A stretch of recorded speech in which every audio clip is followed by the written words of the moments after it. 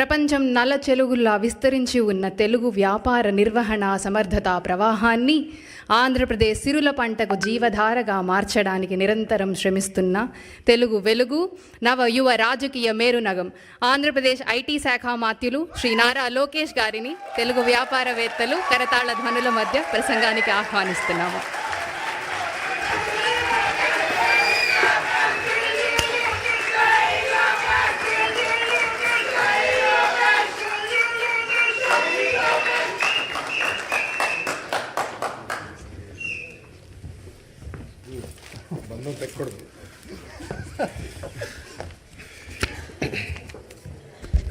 అందరికీ నమస్కారం. కరెక్ట్గా 5 నిమిషాలు ఇచ్చారు, కానీ రామ్మోహన్ నాయుడు తర్వాత మాడతాం కొంచెం ఇబ్బందే. మనోడు మొదలు పెడితే ఆపడు. మిమ్మల్ని అందరూ చూసిన తర్వాత జ్యూరిక్లో ఉన్నానా జోపాలంలో ఉన్నానా డౌట్ నాకు వచ్చింది. ఎందుకంటే ఈరోజు మండే ఆఫ్టర్నూన్ ఇంతమంది వస్తారని మేము ఊహించలేదు. కానీ సెలవు పెట్టారు, డుమ్మా కొట్టారు. కానీ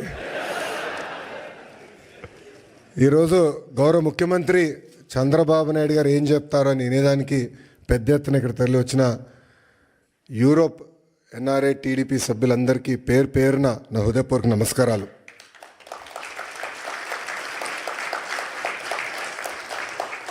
తెలుగు జాతి సత్తా ఏంటో ఢిల్లీకి వినిపించిన వ్యక్తి విశ్వవిఖ్యాత నరసార్వభౌమ స్వర్గీయ శ్రీ నందమూరి తారక రామారావు గారు.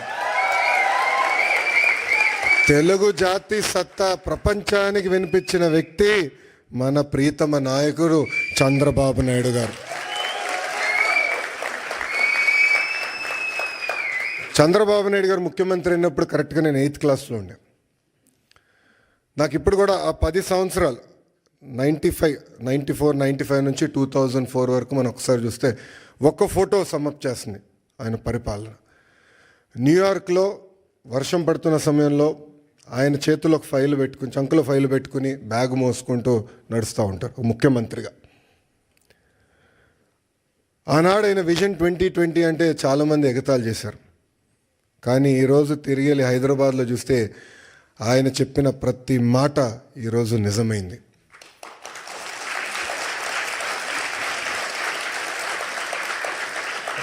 బాబు గారు 4వ సారి ముఖ్యమంత్రి అయ్యారు. కానీ రాము అన్నట్టు మా అందరికన్నా స్పీడ్. సో రాము అడిగాడు, అన్నా నువ్వు ఢిల్లీ ఫ్లైట్లో వస్తున్నా అంటే, డోస్ నీకు జాలేరా, నేను వద్దా ఫ్లైట్లో, నేను బాంబే నుంచి వస్తానని చెప్పా. కరెక్ట్గా విఐపి లాంచ్లో దిగిన తర్వాత అడిగా రాముని, ఎలా ఉందిరా ఫ్లైట్ అంటే, అన్న పడింది నాకు అన్నాడు. అంటే చంద్రబాబు నాయుడు గారు ఒక సోర్స్ ఆఫ్ ఎనర్జీ. ఆయనకి చాలా అద్భుతమైన ఐడియాస్ ఉంటాయి. ఆ ఎనర్జీలో మనం ఎంత నింపుకుంటాం అనేది చాలా చాలా ఇంపార్టెంట్. కానీ ఒక్కసారి చంద్రబాబు నాయుడు గారి జీవిత చరిత్ర చూస్తే అనేక ఇబ్బందులు ఎదుర్కొని పైకి ఎదిగిన వ్యక్తి. కేవలం రాజకీయాల్లో కాదు, ఈజ్ అ సీరియల్ ఆంటర్‌ప్రెన్యూర్. ఇక్కడ చాలామందికి తెలియదు ఆ విషయం. ఇక్కడ మీలో చాలామంది ఆంటర్‌ప్రెన్యూర్స్ అవ్వాలనుకుంటున్నారు. ఆయన సుమారుగా 4 కంపెనీలు స్టార్ట్ చేశారు, 3 ఫెయిల్ అయినాయి. 4వది హెరిటేజ్ ఫుడ్స్.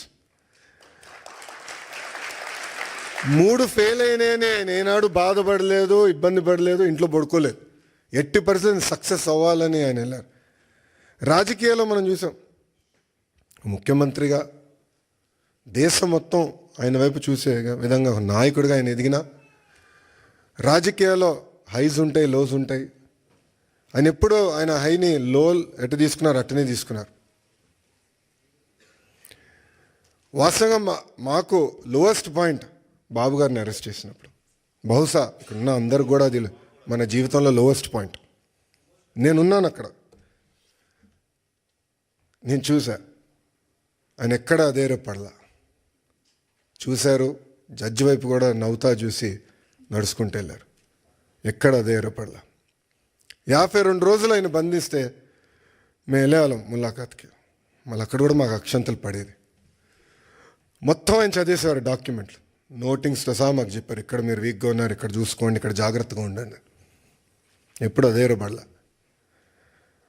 ఆయన బయటకు వచ్చిన తర్వాత కూడా ఒక సింహంలాగా వచ్చారు. ఆ విజువల్స్ మనందరం చూసాం. ఇది మీ అందరికి ఎందుకు చెప్తున్నానంటే, జీవిత ప్రయాణాల్లో మనందరం అనేక ఇబ్బందులు ఎదుర్కొంటాం. ఒక ఆంటర్‌ప్రెన్యూరల్ జర్నీ అవ్వచ్చు, పొలిటికల్ జర్నీ అవ్వచ్చు, మనందరం అనేక ఇబ్బందులు ఎదుర్కొంటాం. కానీ నమ్ముకున్న దానికోసం అహర్నిశలు కష్టపడితే మనం ఆశించింది, ఆలోచించింది సాధించగలుగుతామన్న నిజం స్వరూపం గౌరవ ముఖ్యమంత్రి చంద్రబాబు నాయుడు గారు. ఎన్ఆర్ఐస్ అంటే నాన్ రెసిడెంట్ ఇండియన్స్ అంటారు. నాకు మటుకు మీరు ఎంఆర్ఐస్, మోస్ట్ రిలయబుల్ ఇండియన్స్. మీరు యూరోప్కి వచ్చి దశాబ్దాలైనా మీ మనసు ఎప్పుడు ఆంధ్ర వైపు ఉంటుంది. 2019 నుంచి 24 వరకు రాష్ట్రం దారి తప్పిందే, మన అనేక ఇబ్బందులు ఎదుర్కొంటున్నాం, మన పరువు పోతుందని చాలామంది నన్ను కలిశారు, నాతో మాట్లాడారు, నాకు వాట్సాప్లో మెసేజ్ పెట్టారు. వాళ్ళందరూ ఒకటి చెప్పా, కలిసిగట్టుగా పోరాడితేనే ఆ సైకోని మనం తరిమి కొట్టచ్చని. అది చేసి చూపించాం, కలిసిగట్టుగా సాధించాం.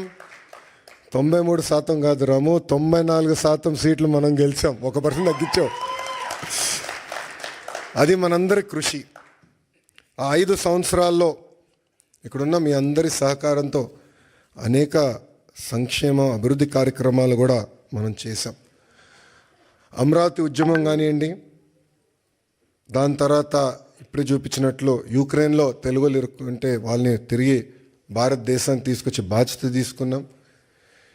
అంతేకాకుండా మన రాష్ట్రంలో ఉన్న తెలుగు వాళ్ళకి ఎడ్యుకేషన్లో కానివ్వండి, హెల్త్ కేర్లో కానివ్వండి ఉద్యోగాలు ఉన్నాయి, మీరు ట్రైన్ చేయండి అని చెప్పి పార్టీ ఆఫీస్లో ఎంపవర్మెంట్ సెంటర్ ఏర్పాటు చేసి కార్యకర్తలు వాళ్ళ పిల్లలకి ట్రైనింగ్ ఇచ్చి ఇతర దేశాలు కూడా పంపించిన వ్యక్తులు మీరు. అందుకే నేను హెచ్ఆర్డి అదేవిధంగా స్కిల్ డెవలప్మెంట్ మంత్రి అయిన తర్వాత ఒక ఆర్గనైజేషన్ ఉంది, అది ఉందని కూడా నాకు తెలియదు వాస్తవంగా. ఆ ఆర్గనైజేషన్ పేరు OMCAP, overseas manpower corporation of Andhra Pradesh. అదొకప్పుడు బాబు గారే బ్లూ కాలర్ వర్కర్స్ అంటే కన్స్ట్రక్షన్ వర్కర్స్ మిడిల్ ఈస్ట్కి వెళ్ళేదానికి ఒక ఆర్గనైజేషన్ ఉండాలని చెప్తే మేమందరం కూర్చొని చర్చించి బాబు గారితో కూడా చర్చించిన, లేదో అది బ్రాడర్గా చేయండి, ఎక్స్పాండ్ చేయండి. ఇప్పుడు ఏదైతే మీరు ప్రజెంటేషన్ చేశారో మన తెలుగు ప్రపంచం మొత్తానికి ఎట్లా ఎక్స్పోజ్ చేయాలి, ఆపర్చునిటీస్ ఎక్కడున్నాయి, అది ఒక భాగం అవుతే ఇతర దేశాల్లో ఉన్న తెలుగులో తలసరి ఆదాయం డబుల్ ఎట్లా చేయాలి, దానిపైన మీరు ఫోకస్ చేయండి ఆదేశాలు జారీ చేసిన వ్యక్తి గౌరవ ముఖ్యమంత్రి చంద్రబాబు నాయుడు గారు. అంటే ఆయన ఎప్పుడు కూడా మన గురించి ఆలోచిస్తారు, మన భవిష్యత్తు గురించి ఆలోచిస్తారు. తెలుగులో ఎక్కడున్నా అన్ని రంగాల్లో నంబర్ 1 ఉండాలనే లక్ష్యంతో ఆయన పనిచేస్తారు. ఇప్పుడే భరత్ అన్నట్టు గౌరవ ముఖ్యమంత్రి గారు రాజకీయాల్లోకి రాకుండా ఉంటే ఆయన ఈలాన్ మస్క్ ఆఫ్ ఇండియా అయ్యేవారు అని అన్నారు. I would have been very lucky or unlucky, I don't know. ఎందుకంటే చంద్రబాబు నాయుడు గారితో పనిచేస్తాం తేలికని పని కాదు, అంత తేలికైన పని కాదు. మేమందరం నవ్వుకుంటాం, అంటే ఆఫీసర్స్ మేము రాజకీయ నాయకులు అందరూ కూర్చొని మాట్లాడుతుంటే సూర్యుడి దగ్గర నుంచి ఆప్టిమల్ డిస్టెన్స్లో ఉండాలని. సూర్యుడి దగ్గరికి వెళ్తే మాడి మస్ అయిపోతాం, సూర్యుడి దగ్గర దూరంగా ఉంటే చల్లగా ఉంటుంది. అంత ఎనర్జీ ఉన్న వ్యక్తి చంద్రబాబు నాయుడు గారు. అంటే అహర్నిశలు పనిచేయాలి, సమాజానికి సేవ చేయాలి. అటు తెలంగాణ కానివ్వండి, ఆంధ్ర కానివ్వండి, తమిళనాడు, కర్ణాటక, అండమాన్ నికోబార్, ప్రపంచంలో ఎక్కడ తెలుగు వాళ్ళు ఉన్నా అన్ని రంగాల వాళ్ళు నంబర్ 1 ఉండాలి, వాళ్ళు ముందలు తీసుకెళ్ళే లక్ష్యంతో ఇప్పుడు కూడా అహర్నిశలు పనిచేస్తున్నారు. ఇప్పుడే రాము అన్నట్టు మన ఎన్నికల్లో అందరం కలిసికట్టుగా పనిచేశాం. మీలో చాలామంది తిరిగి భారతదేశానికి వచ్చారు, నెలల పాటు లీవ్ పెట్టి మా కోసం మీరు కష్టపడ్డారు. అది జీవితాంతం మేము గుర్తుపెట్టుకుంటాం.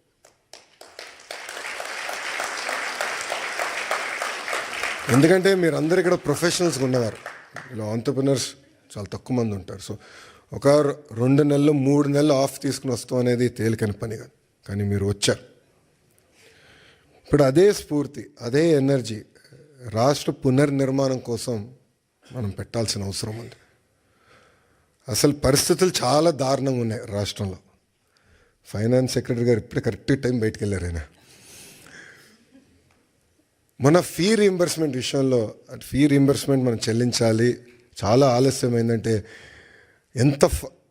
అంటే ప్రయారిటీస్లో ఇది ఇంక ప్రయారిటీ ఉంది, చేయాలి, మనం కంపల్సరీ చెల్లించాలంటే చాలా కష్టపడాల్సి వచ్చింది. అంటే అప్పుల పాలైపోయాం, వడ్డీ కట్టలేకపోతున్నాం, జీతాలు సకాలంగా చెల్లించలేకపోతున్నాం, అనేక ఇబ్బందులు. బట్ బాబు గారు పదే పదే ఒక మాట అంటారు, opportunities are where crisis are. So అందరం మన రాష్ట్రాన్ని పునర్నిర్మాణం చేసుకోవాలి. ఇప్పుడే రాము ఒక మంచి మాట అన్నారు, తెలుగులో ఆంధ్ర రాష్ట్రాన్ని వదిలేసి ఇతర దేశాలకు వెళ్ళి నంబర్ 1 అయ్యారు, కానీ ఆంధ్ర రాష్ట్రం వెనుకబడి ఉంది. ఇప్పుడు తిరిగి రండి, పునర్నిర్మాణం చేద్దాం, కలిసికట్టుగా కష్టపడదాం. 5 సంవత్సరాలు, ఎక్కువ సమయం అవసరం లేదు, 5 సంవత్సరాలు ప్రపంచానికి మళ్ళీ ఆంధ్ర రాష్ట్రం అంటే ఏంటో చేసి చూపించుదామని ఈ సభాముఖం మిమ్మల్ని అందరినీ కోరుకుంటూ, ఇప్పుడే భరత్ చెప్పినట్లు ఎకనామిక్ డెవలప్మెంట్ బోర్డు ఉంది. ఎవరైనా పెట్టుబడులు పెట్టాలన్నా, ఇంటరాక్షన్ చేయాలన్నా ఒక ఆర్గనైజేషన్ ఇప్పుడు క్రియేట్ చేసాం. That will be your single port to call. అదేవిధంగా ఓమ్ క్యాప్లో కూడా కొత్త లీడర్షిప్ తీసుకొచ్చాం, వాళ్ళతో కూడా మీరు కోఆర్డినేట్ చేయొచ్చు. ఇక్కడ చాలామందికి నా వాట్సాప్ నెంబర్ ఉంది, చాలామంది నాకు మెసేజ్ పెడతా ఉంటారు. మీ ఫీడ్బ్యాక్ కూడా మాకు చాలా చాలా అవసరం. కేవలం అభివృద్ధే కాదు, రాజకీయ పరంగా కూడా మీ ఫీడ్బ్యాక్ మాకు చాలా చాలా అవసరం. Time to time me feedback తీసుకుని ఒకవేళ దారి తప్పుతున్నా అంటే మళ్ళీ సరైన దారిలో పెట్టాల్సిన బాధ్యత కూడా మన పైన ఉంటుంది. సో ఆ ఫీడ్బ్యాక్ కూడా మీరు ఇవ్వాలని సభాముఖంగా కోరుకుంటూ, ఒక మిత్రుడు కూర్చున్నప్పుడు చూపించాడు, ఒక అతని పేరు ఎర్ర బుక్ గురించి చూపించాడు. పాదయాత్రలు ఎర్ర బుక్ గురించి మాడితే ఎవడు పట్టించుకోలేదబ్బా, ఎన్నికలైన తర్వాత అది నేను దాంట్లో డౌట్ వద్దు. మీరు చూస్తే నేను పాదయాత్రలో చాలా స్పష్టంగా చెప్పాను, ఎవరైతే చట్టాన్ని ఉల్లంఘించి ప్రజల్ని కార్యకర్తలను ఇబ్బంది పెట్టారో వాళ్ళని వదిలేది లేదు అని చెప్పాను. ఒక్క నిమిషం ఆగండి, ఇంకా ఇప్పుడే కాదు. అది ఎందుకు చెప్పానంటే అండర్లైన్ ఉంది అక్కడ, చట్టాలు ఉల్లంఘించారు, నేను ఎస్టాబ్లిష్ చేయాలని. ఇది కక్ష సాధింపు ప్రభుత్వం కాదు, కానీ నేను ఎస్టాబ్లిష్ చేసి యాక్షన్ తీసుకుంటాం. దాంట్లో ఎలాంటి సందేహం మీకు అవసరం లేదు, రిలాక్స్డ్గా ఉండండి, మీరు యాక్షన్ చూస్తారు. ఆల్రెడీ మొదలైంది, పూర్తి కూడా చేసే బాధ్యత మేము తీసుకుంటాం. చివరిగా ఇంకా నేను ఇప్పటికీ చాలా మాట్లాడా, గౌరవ ముఖ్యమంత్రి గారు మైక్ ఇవ్వాలి. చివరిగా మిమ్మల్ని అందరినీ కోరేది, గౌరవ ముఖ్యమంత్రి గారు స్పీచ్ అయిన తర్వాత నా కోరిక మేరకు గౌరవ ముఖ్యమంత్రి గారు అందరితో ఫోటోలు దిగుతున్నారు. ఒక్క నిమిషం దయచేసి క్రమశిక్షణతో మళ్ళీ అందరూ చైన్ పైన పడితే మీకు తెలుసు, చాలా జాగ్రత్తగా ఉండాలి. అందరూ డ్యాష్ పైకి రండి, 1 by 1 నీట్గా ఫోటోలు దిగి మళ్ళీ భోజనం కలవచ్చు. ఇప్పటికీ బాగా ఆలస్యమైంది. ఈ మీటింగ్ అయిన తర్వాత మళ్ళీ గౌరవ ముఖ్యమంత్రి గారు డావోస్కి వెళ్ళాలి, ఇండియా పెవిలియన్ ఓపెనింగ్కి వెళ్ళాలి. సో మీ అందరి సహకారం ఉండాలని మిమ్మల్ని అందరినీ కోరుకుంటూ, నాకు ఈ అవకాశం ఇచ్చిన మన ఎన్ఆర్ఐ టీడీపీ సభ్యులందరికీ పేరు పేరున నా హృదయపూర్వక ధన్యవాదాలు తెలుపుకుంటూ మీ అందరి నుంచి సెలవు తీసుకుంటున్నాను.